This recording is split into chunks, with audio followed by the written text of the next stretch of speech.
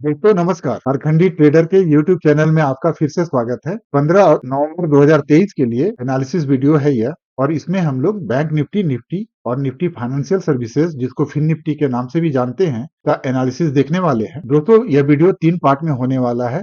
पहले पार्ट में हम लोग यह चर्चा कर लेंगे कि पिछले दिन के डिमांड जोन और सप्लाई जोन पर मार्केट ने कैसे रिएक्ट किया है। दूसरे पार्ट में हम लोग यह देख लेंगे अगले दिन 15 नवंबर 2023 के लिए डिमांड जोन और सप्लाई जोन कहां-कहां निकलकर सामने आ रहे हैं। और वीडियो के तीसरे पार्ट में हम यह देखने वाले हैं कि उस डिमांड जोन और सप्लाई जोन पर हमारा ट्रेड प्लान क्या होगा। वीडियो के पहले पार्ट में चलते हैं और देखते हैं कि मार्केट ने आज कैसे-कैसे कामकाज किया है तीनों इंडिसेस पे। तो दोस्तों ये आपके स्क्रीन पर 15 मिनट का बैंक निफ्टी का चार्ट लगा हुआ है। दोस्तों यही चार्ट है 15 मिनट का, जो कि आप लोगों को शॉर्ट्स के माध्यम से दिया गया था। सबसे पहले आप इसे बिना डिमांड जोन और सप्लाई जोन के देख ले। ये चार्ट है हमारा और इस पर मैं डिमांड जोन और सप्लाई जोन को प्लॉट कर रहा हूं और ये निकल कर सामने आ रहे हैं। आप देख रहे होंगे दोस्तों कि मार्केट जो है 13 तारीख को इस जगह पे बंद हुई थी और यही बिल्कुल सप्लाई जोन पर था। मैं बार-बार अपने वीडियो में बताता रहता हूं कि सप्लाई जोन पर जब भी मार्केट जाएगी तो वो धीरे-धीरे करके प्राइस एक्शन बनाते हुए डिमांड जोन तक आ सकती है। ठीक इसी तरह से हुआ। मार्केट सप्लाई जोन में ही खुलता है और एक बड़ा कैंडल मार्कर नीचे आता है, फिर से कुछ रिट्रेसमेंट होता है, प्राइस एक्शन बनाता है और फिर से हमारे डिमांड जोन में चला। देख रहे होंगे आप, यही पावर है डिमांड जोन और सप्लाई जोन का। यही कारण है कि डिमांड जोन और सप्लाई जोन पर ट्रेड करने वाले लोगों की एक्यूरेसी बहुत हाई होती है। और फिर से डिमांड जोन पर आने के बाद देखिए फिर से छोटे-छोटे प्राइस एक्शन बनाते हुए मार्केट धीरे-धीरे करके हमारे सप्लाई जोन तक चला जाता है और दोपहर में बिल्कुल सप्लाई जोन में ही बना हुआ रह जाता है। ये तो बैंक निफ्टी की बात हुई। आगे हम लोग निफ्टी की भी देख लेते हैं। निफ्टी में भी आप देख रहे होंगे कि पिछले दिनों बिल्कुल सप्लाई जोन के आसपास मार्केट बंद हुई थी और आप लोगों को ये लेवल प्रोवाइड किया गया था। आज क्या होता है, 13 तारीख को होता क्या है कि बिल्कुल फेयर जोन में खुलती है मार्केट और एकदम शार्प रिवर्सल देते हुए, शार्प शॉर्ट सेलिंग होते हुए बिल्कुल डिमांड जोन तक आती है, फिर प्राइस एक्शन बनाती है, फिर से नीचे जाती है, डिमांड जोन के बिल्कुल निचले हिस्से तक जाती है, फिर से प्राइस एक्शन बनाकर ऊपर जाने की कोशिश करती है, लेकिन जा नहीं पाती है क्योंकि मार्केट यहाँ क्लोज हुआ। तो आप लोग ध्यान रखिएगा, ये छोटी सी चीजें ध्यान रखिए। मैं बाद में इसे डिस्कस करूंगा वीडियो के तीसरे पार्ट में। ये देखिए हमारे डिमांड जोन से बिल्कुल नीचे, थोड़ा सा नीचे जाता है प्राइस और फिर से रिवर्सल हो जाता है यहाँ से। ये क्यों होता है, इसके बारे में हम लोग वीडियो के तीसरे पार्ट में चर्चा करने वाले हैं। वीडियो में बने रहिएगा, अंत तक जरूर देखिएगा। आगे हम लोग फिन निफ्टी का भी देख लेते हैं क्या होता है। बिल्कुल निफ्टी की तरह ही फिन निफ्टी में भी प्राइस गैप डाउन खुलती है और एकदम शार्प तरीके से नीचे आती है, डिमांड जोन तक आती है, फिर से प्राइस एक्शन बनाती है, फिर नीचे आती है और फिर से यहाँ ध्यान दीजिएगा थोड़ा सा नीचे जाता है प्राइस। ये क्यों गया, इसके बारे में भी डिस्कस करूंगा। बहुत लर्निंग वाला वीडियो होने वाला है दोस्तों, बने रहिए। और ये मैं बताने वाला हूँ क्योंकि इस तरह का सिचुएशन इससे पहले कभी बना नहीं, इसलिए इस पर चर्चा नहीं हुई थी, लेकिन ये आज दिख गया, इसलिए मैं आप लोगों को ये बताऊंगा कि ये क्यों हुआ।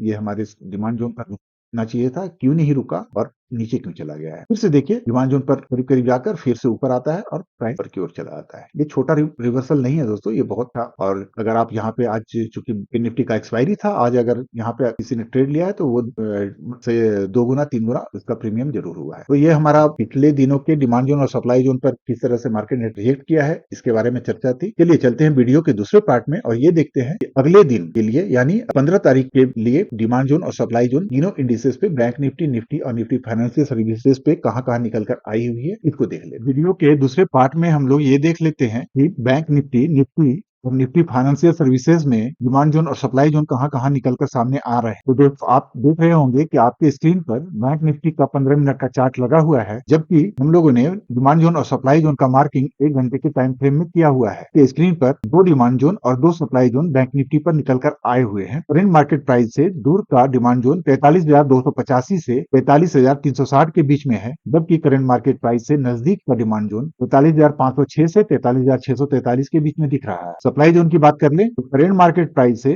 नजदीक का सप्लाई जोन 43,843 से 44,056 के बीच में है, जबकि करंट मार्केट प्राइस से दूर का सप्लाई जोन 44,344 से 44,433 के बीच में दिख रहा है। आगे आपके स्क्रीन पर निफ्टी का 15 मिनट का चार्ट लगा हुआ है और इस चार्ट पर भी 2 डिमांड जोन और 2 सप्लाई जोन आपको दिख रहे हैं। डिमांड जोन और सप्लाई जोन का मार्किंग भी हम लोगों ने 1 घंटे के टाइम फ्रेम में किया हुआ है, जबकि आपकी सुविधा के लिए आपके स्क्रीन पर 15 मिनट का चार्ट लगा हुआ है। करंट मार्केट प्राइस से दूर का डिमांड जोन 19,314 से 19,356 के बीच में है, जबकि करंट मार्केट प्राइस से नजदीक का डिमांड जोन 19,413 से 19,450 के बीच में दिख रहा है। सप्लाई जोन की बात कर ले तो करंट मार्केट प्राइस से नजदीक का सप्लाई जोन 19,531 से 19,566 के बीच में है, जबकि करंट मार्केट प्राइस से दूर का सप्लाई जोन 19,610 से 19,632 के बीच में दिख रहा है। आगे आपकी स्क्रीन पर फिन निफ्टी का 15 मिनट का चार्ट लगा हुआ है और इस चार्ट पर भी दो डिमांड जोन और दो सप्लाई जोन आपके सामने दिख रहे हैं। इस डिमांड जोन और सप्लाई जोन का भी मार्किंग हम लोगों ने 1 घंटे के टाइम फ्रेम में किया हुआ है। आपकी सुविधा के लिए 15 मिनट का निफ्टी का चार्ट आपकी स्क्रीन पर है। करंट मार्केट प्राइस दूर डिमांड जोन 19,357 से 19,402 के बीच में है, जबकि करंट मार्केट प्राइस से नजदीक का डिमांड जोन 19,480 से 19,537 के बीच में दिख रहा है और इसी डिमांड जोन पर प्राइस अभी चल भी रही है। सप्लाई जोन की बात कर ले तो करंट मार्केट प्राइस से नजदीक का सप्लाई जोन 19,661 से 19,738 के बीच में है, जबकि करंट मार्केट प्राइस से दूर का सप्लाई जोन 19,923 से 19,985 के बीच में दिख रहा है। अब वीडियो के अगले पार्ट में हम लोग ये देख लेते हैं कि इस डिमांड जोन और सप्लाई जोन पर हम लोग 15 नवंबर 2023 को किस तरह से ट्रेड करने वाले हैं और हमारा ट्रेड प्लान क्या होगा। चलिए चलते हैं वीडियो के तीसरे पार्ट। वीडियो के तीसरे पार्ट में हम लोग ये देख लेते हैं कि हम लोगों का ट्रेड प्लान के लिए यानी 15 नवंबर 2023 के लिए क्या होने वाला है। इससे पहले दोस्तों थोड़ा सा हम लोग ये देख लेते हैं कि मैंने वीडियो के पार्ट 1 में बताया हुआ था कि ये निफ्टी फिन निफ्टी में थोड़ा सा हमारा डिमांड जोन और सप्लाई जोन को किस तरह से मार्केट ने तोड़ा था और उसके पीछे का क्या कारण था उसकी चर्चा करेंगे। तो सबसे पहले हम लोग इसी की चर्चा कर लेते हैं और बहुत अच्छा लर्निंग होने वाला है इसमें, क्यों हमारा डिमांड जोन क्यों टूटा था यहाँ। तो चलिए इसकी चर्चा कर लेते हैं। ये आपकी स्क्रीन पर जो ग्रे कलर की दिख रही है पट्टी, वो पिछले दिन का यानी 13 नवंबर 2023 का मार्किंग है। अब जाकर आप बॉक्स में देख सकते हैं इस मार्किंग को। हम लोग चर्चा कर लेते हैं। देखिए दोस्तों, इसमें एक बात थी कि 13 तारीख को देखिए मार्केट खुलता है, बिल्कुल यही कैंडल है 13 तारीख का। ये बड़ा कैंडल जो दिख रहा है आपको बिल्कुल खुलता है हमारे सप्लाई जोन में ही, और सप्लाई जोन में खुलने के बाद बिल एकदम नीचे की ओर आता है, फिर से प्राइस एक्शन बनाता है और हमारे डिमांड जोन में चला आता है। यही डिमांड जोन है हमारा पिछले दिन का। आप जाकर शॉर्ट्स में इसे देख सकते हैं, वेरीफाई कर सकते हैं। तो डिमांड जोन तक आता है और बिल्कुल यहीं से साथ रिवर्सल लेते हुए, सपोर्ट लेते हुए फिर से ये ऊपर की ओर चला जाता है। ये छोटा मोटा रैली नहीं था, ये करीब करीब 150 से 200 पॉइंट का देखेंगे तो आपको समझ में आएगा कि ऊपर जाता है और ये वहां पे जाकर क्लोजिंग करता है। बिल्कुल ये डिमांड जोन में आकर रिएक्ट करता है, जैसा कि मैं बार बार दिखाता हूं आप लोगों को। डिमांड जोन में आने के बाद प्राइस रिएक्ट करेगा, लेकिन ठीक इसी समय आप गौर करेंगे तो निफ्टी में, ये निफ्टी का चार्ट है आपके ये में, आप देखिए इस चार्ट। थोड़ा सा मैं पहले चार्ट दिखाने का कोशिश करता हूं आपको। ये देखिए इस जगह पे देखिएगा दोस्तों, इस जगह पे क्या हुआ, नीचे आता है, पहला नीचे आता है, फिर प्राइस एक्शन बनाता है, फिर नीचे आता है और यहीं पे हमारा डिमांड जोन था उस दिन का। ये देखिए ये डिमांड जोन था और डिमांड जोन को हल्का सा ब्रेक करता है, उसके बाद वो सस्टेन करता है। तो ये मैं बता रहा था कि ये क्यों टूटा था। ये टूटना नहीं चाहिए था। अगर डिमांड जोन इतना स्ट्रॉन्ग होता तो ये टूटना नहीं चाहिए था। ठीक है, फिन निफ्टी में भी आप इसे देख सकते हैं कि यहाँ पे हल्का सा ब्रेक किया है, मेरे डिमांड जोन को इस जगह पे ब्रेक किया है। इसी को गौर करें आप। ये पिछले दिन का मार्किंग है हमारा, पिछले दिन के मार्किंग को किस तरह से ब्रेक किया हल्का और फिर ऊपर की ओर चला जाता है। दरअसल कारण क्या हुआ है दोस्तों इसमें, अब इसको थोड़ा गौर कीजिएगा तो आपको पता चलेगा ना कि ये देखिए कैंडल कितनी 10-30 का कैंडल है ये वाला, बिल्कुल हमारे डिमांड जोन में आता है और यहाँ से बैंक निफ्टी सपोर्ट लेता है और इसी बैंक निफ्टी के सहारे वो निफ्टी और फिन निफ्टी ऊपर की ओर जाने के लिए सपोर्ट करते हैं। लेकिन क्योंकि निफ्टी और फिन निफ्टी में नीचे आने का कारण ये था कि यहाँ तक जब 20-30 का समय हो रहा था तो बैंक निफ्टी जो है अपने कोर्ट में अपने डिमांड जोन तक पहुंच नहीं पाया था। यही कारण है कि बैंक निफ्टी ने अपने डिमांड जोन तक आने के लिए फोर्स लगाया नीचे की ओर और फिर फोर्स में निफ्टी और फिन निफ्टी ने अपने डिमांड जोन को हल्का सा ब्रेक किया। और ये बहुत ही हाई एक्यूरेसी वाला सेटअप होता है दोस्तों, जब भी एक इंडेक्स में ब्रेकडाउन हो रहा हो और दूसरा इंडेक्स, मेजर इंडेक्स अगर सपोर्ट लेने की कोशिश कर रहा है, तो